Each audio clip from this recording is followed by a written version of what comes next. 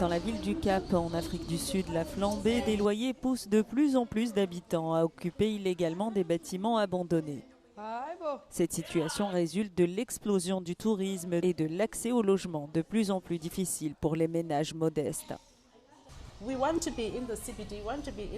Nous voulons être dans le quartier central des affaires. Nous voulons être en ville pour ne pas avoir à payer le transport. Nous recevons des avertissements et des amendes au travail si nous sommes en retard. Parce que les trains ne circulent pas toujours, les bus mettent trop de temps. Nous voulons la tranquillité d'esprit, tout comme ils l'ont dans les banlieues cossues où ils vivent. Nous avons besoin que la nouvelle génération ait un espace de vie correct, même si mon enfant est diplômé.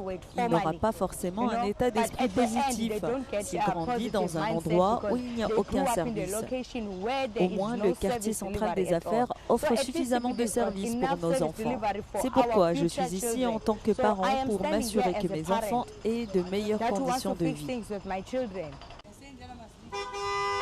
À l'intérieur de ces immeubles occupés, les familles s'organisent comme elles peuvent. Une solution de survie face à une crise du logement qui ne cesse de s'aggraver. Si la ville construisait des logements près de nos lieux de travail, ce serait mieux. J'ai 3 enfants et mon mari ne travaille parfois que 2 jours par semaine. Donc le transport représente une grosse dépense. À quelques kilomètres, les quartiers huppés du Cap offrent un tout autre visage. Villas luxueuses et résidences en bord de mer, symbole des inégalités profondes qui traversent la ville.